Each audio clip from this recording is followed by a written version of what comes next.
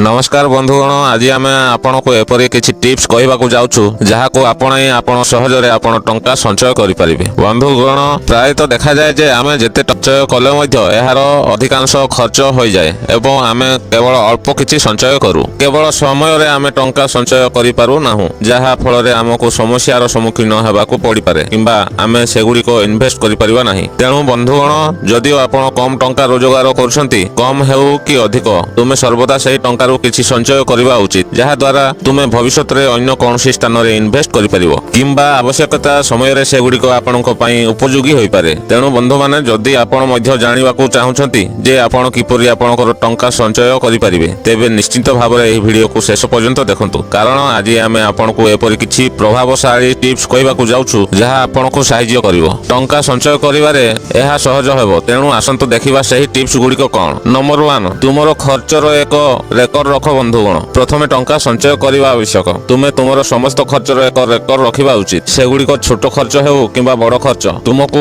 खर्चर record रखिबा को पड़िबो। जदि तुमे चाहुछ, तुमे एक डायरी रे किंबा तुमरो एक ऐप सहाय्य रे आपणकर रेकर्ड करि परिबो। कंप्यूटर किंबा फोन आपण कोनोसी उपाय रे रेकर्ड रखि परिबे, जहा आपणक पई सुविधाजनक। आपण सब किछि रो रेकर्ड तयारी करबा परे आपणक पाखरे समस्त विवरणी रहइबो एवं आपण केउठार केते टंका खर्च करूछंती एथिरे आपणकर समस्त बिल एपरिक फोन बिल, विद्युत बिल अंतर्भुक्त। बिल किंबा क्रेडिट कार्ड किंबा ऋण ईएमआई परि समस्त खर्च अंतर्भुक्त हबो। एहा आपनको जणाइबो जे आपनकर आय केते एवं केते खर्च करूछंती एवं तुमे एहा मध्य जानि परिबो जे तुमे केउठी अधिक खर्च करूछ, जहा द्वारा तुमे तुम टंका संचय करि परिबो। एवं एहा व्यतीत बंधुगण, तुमको एहा मध्य मने रखिबाकू पड़िबो जे तुमे आदु अपव्यवहार करिबा उचित नुहे। केवल अनुसारे टंका खर्च करिबा दरकार। बुद्धिमान भावरे टंका खर्च करंतु एवं अन्य मानको अनुसरण करी अपव्यय खर्च करंतु नाही। उदाहरण स्वरूप, जदि आपण बंधु किंबा पड़ोसी किछि जिनिस किनिसंती, तेबे आपण मध्य अन्य मानको देखाइबा पई समान जिनिस किनिबा उचित नुहे। एहा ठीक नुहे। जदि आपण टंकार एक भलो रेकर्ड रखंती, तेबे एहा आपनको जणाइबो जे आपणकर टंका केउठी खर्च होउछि, जेहा परे आपण सहजरे आपणकर टंका संचय करि परिबे। तेणु बंधुगण, संचय रेकर्ड रखिबा बहुत गुरुत्वपूर्ण। नंबर 2, बजेट रे मध्य अंतर्भुक्त हेबा उचित। तेणु बंधुगण, जेतेबेले आपण आपणकर खर्चर एक रेकर्ड प्रस्तुत करिवे, तापरे आपण सहजरे आपणकर मासिक बजेट प्रस्तुत करि परिबे। आपणकर बजेट आपनको कहिबो जे आपणकर आय केते एवं आपणकर प्रत्येक थर केते खर्च करूछंती, जहा द्वारा तुमे तुमरो टंका बुद्धिमान भाबरे खर्च करि परिबो एवं अनावश्यक खर्च कम करि परिबो। एहा परे आपनको आपणकर बजेट एक बाक्स अंतर्भुक्त करिवाकू पड़िबो। एही बाक्स रे आपनको प्रति मास रे आपणकर आय केते टंका संचय करिवे ताहा लेखिवाकू पड़िबो। जदि आपण चाहंती, तेबे आपण आरंभ रे कम टंका आरंभ करि परिबे एवं तापर धीरे धीरे संचय वृद्धि करंतु। आपण सेगुडी को धीरे धीरे वृद्धि करि परिबे। आपण एथिरे जहा भी टंका लेखिचंती, आरंभ रे ताकू अलगा रखिबाकू चेष्टा करंतु एवं एहाकू खर्च करंतु नाही। तापर धीरे धीरे आपनको प्रति मास रे आपनकर संचय वृद्धि करिबाकू चेष्टा करिबाकू पड़िबो एवं एहाकू जोड़िबाकू पड़िबो। तुमरो आय 20 रु 30% पर्यंत वृद्धि कर। एहा व्यतीत तुमे तुमरो आय वृद्धि करिबाकू मध्य चेष्टा करि परिबो। एही परि भाबरे तुमे तुमरो बजेट रे संचय को अंतर्भुक्त करिवो। तापर तुम पई टंका संचय करिवा सहज होई जिवो। बंधु नंबर 3, टंका संचय करिवा पई विभिन्न उपाय व्यवहार कर। बंधु माने जदि तुमे तुमरो संचय करि पारु ना हो, तेबे आपनको खर्च मध्य कम करिवा को पड़िबो। प्रथम आपनकर मासिक खर्च देखंतु एवं एपरि खर्च कम करिवा को चेष्टा करंतु। जेपरि कि आपण एक रेस्टोरेंट रे खाइबा को जानती किंबा सिनेमा देखिबा को जानती किंबा शॉपिंग करिवा को जानती, तेबे ए सब कम करंतु। खर्च कम करिवा पई आपनको टंका संचय करिवार उपाय खोजिबा को पड़िबो। एथि पई जदि आपण चाहंती, तेबे आपण किछि पद्धति ग्रहण करि परिबे। जेपरि कि बाहर खाइबा परिवर्ते घरे खांतु किंबा एपरि रेस्टोरेंट बाछंतु जेउठारे आपनको भलो रिहाती मिलिबो एवं प्रतिदिन बाहर खाइबा परिवर्ते सप्ताह रे केवल गोटे दिन स्थिर करंतु। सेही दिन सिनेमा देखिबा को जिबा परिवर्ते आपण एहाको घरे बसी देखि परिबे। एहा सहित जेतेबेले आपण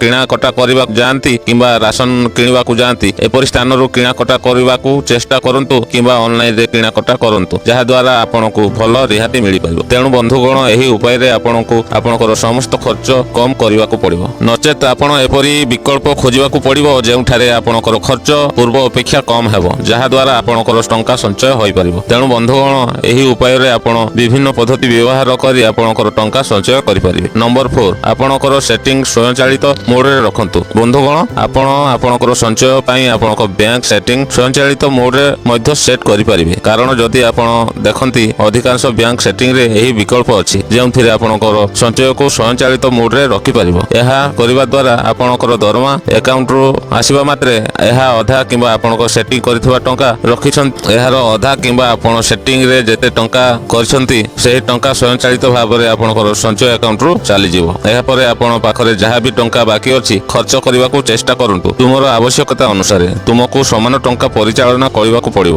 ଏହିପରି ପରିସ୍ଥିତିରେ ଯେତେବେଳେ ତୁମର ଆକାଉଣ୍ଟରେ ପୂର୍ବରୁ କମ୍ ଟଙ୍କା ଅଛି ତୁମେ ସମାନ ଟଙ୍କାରେ ଖର୍ଚ୍ଚ ପରିଚାଳନା କରିବାକୁ ଚେଷ୍ଟା କରିବ ଏବଂ ଯଦି ଆପଣ ସଞ୍ଚୟ ଖାତାରେ ଥିବା ଟଙ୍କା ଭୁଲି ଯାଆନ୍ତି ତେବେ ଆପଣ ତାହା ମଧ୍ୟ ଖର୍ଚ୍ଚ କରିପାରିବେ ନାହିଁ। ତେଣୁ ବନ୍ଧୁଗଣ ଆପଣ ଏହି ଉପାୟରେ ମଧ୍ୟ ବହୁତ ଟଙ୍କା ସଞ୍ଚୟ କରିପାରିବେ। ତାପରେ ଆପଣ ଆପଣଙ୍କର ଖର୍ଚ୍ଚ ଖାତାରେ ଯାହା ବି ଟଙ୍କା ରଖିଛନ୍ତି ଆପଣ ସେହି ଟଙ୍କାରୁ କିଛି ଆପଣଙ୍କର ଜରୁରୀକାଳୀନ ପରିସ୍ଥିତି ପାଇଁ ବ୍ୟବହାର କରନ୍ତୁ କିମ୍ବା ଏହା ସହିତ ଆପଣଙ୍କର ନିଜ ବ୍ୟବସାୟ ଆରମ୍ଭ କରିପାରିବେ। ଯଦି ଆପଣ ସେହି ଟଙ୍କାକୁ କୌଣସି ସ୍ଥାନରେ ବିନିଯୋଗ କରନ୍ତି କିମ୍ବା ଏହା ସହିତ ଆପଣଙ୍କର ନିଜର ବିଜନେସ୍ ଆରମ୍ଭ କରନ୍ତି ତେବେ ଆପଣଙ୍କର ଟଙ୍କା ଧୀରେ ଧୀରେ ବୃଦ୍ଧି ପାଇବ ଏବଂ ସେହି ସମୟରେ ଯଦି ଆପଣ ପୂର୍ବରୁ ଏକ ଜରୁରୀକାଳୀନ ପାଣ୍ଠି ଅଲଗା ରଖନ୍ତି ତେବେ ଯେତେବେଳେ ଆବଶ୍ୟକତା ପଡ଼ିବ କିମ୍ବା କୌଣସି ଜରୁରୀକାଳୀନ ପରିସ୍ଥିତି ଉପୁଜିବ ଆପଣଙ୍କୁ ଆପଣଙ୍କର ସଞ୍ଚୟରୁ ଟଙ୍କା ଖର୍ଚ୍ଚ କରିବାକୁ ପଡ଼ିବ ନାହିଁ। ତେଣୁ ବନ୍ଧୁଗଣ ସମସ୍ତେ ପଦ୍ଧତିକୁ ମନେ ରଖି ଆପଣ ବହୁତ ଟଙ୍କା ସଞ୍ଚୟ କରିପାରିବେ। ପଞ୍ଚମ ନମ୍ବର 5 ସର୍ବଦା ଆପଣଙ୍କର ଆର୍ଥିକ ପ୍ରାଥମିକତାକୁ ମନେ ରଖନ୍ତୁ। ବନ୍ଧୁଗଣ ଯେତେବେଳେ ଆପଣ ଆପଣଙ୍କର ଆୟ ଏବଂ ସଞ୍ଚୟ ବିଷୟରେ ଜାଣିବାକୁ ପାଇବେ ସେତେବେଳେ ସବୁଠୁ ଗୁରୁତ୍ୱପୂର୍ଣ୍ଣ କଥା ହେଉଛି